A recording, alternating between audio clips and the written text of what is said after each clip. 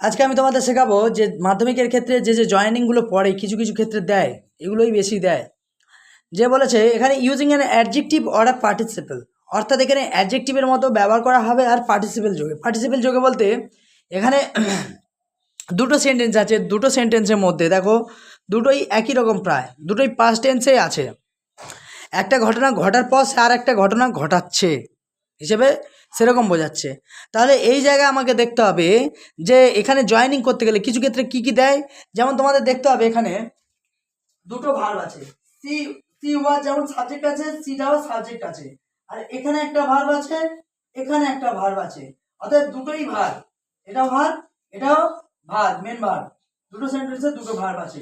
সেই জায়গায় তোমাদের তাহলে এখানে কি করতে হবে, দুটো ভার্ব যেহেতু আছে তাহলে আমাকে একটা কি করতে হবে, পার্টিসিপেল যোগে ভার্ব আনতে হবে, যাতে আমি বুঝতে পারি যে আমার দুটো ভার্বকে আমি ঠিকঠাক করে একটা সেন্টেন্সে আমি জয়েন করতে পারবো। এখানে কি বলেছে, এখানে using an adjective or a participle, এটা কি করতে হবে, জয়েনিং করতে হবে। যেমন সিম্পল সেন্টেন্সের ওপর পরীক্ষা খাতাও দিয়ে দেয় কিছু কিছু ক্ষেত্রে যে সিম্পল সেন্টেন্সে জয়েন করো। তাহলে এখানে আমাকে দেখতে হবে যে টায়ার্ডটা আছে, আমি কি লিখবো, বিং টায়ার্ড।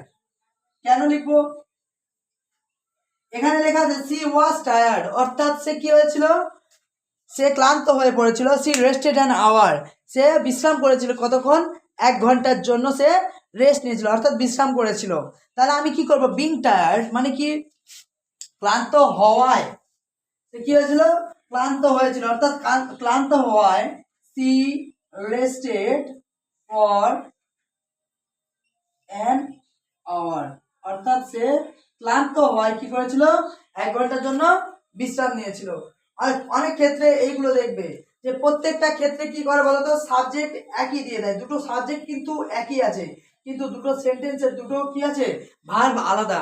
অর্থাৎ যে সেন্টেন্সটার আগে কাজটা হয়ে যাচ্ছে, অর্থাৎ সে আগে ক্লান্ত হচ্ছে তারপর বিশ্রাম নিচ্ছে, সেই জায়গায় তোমাদের কি করতে হবে, যেই সেন্টেন্সটার মধ্যে আগে হচ্ছে তার ভার্বটার আগে একটা কি যুক্ত করতে হবে, বিং যুক্ত করতে হবে। বিং টায়ার্ড অর্থাৎ সে ক্লান্ত হয়ে সে কি করছিল, বিশ্রাম করছিল।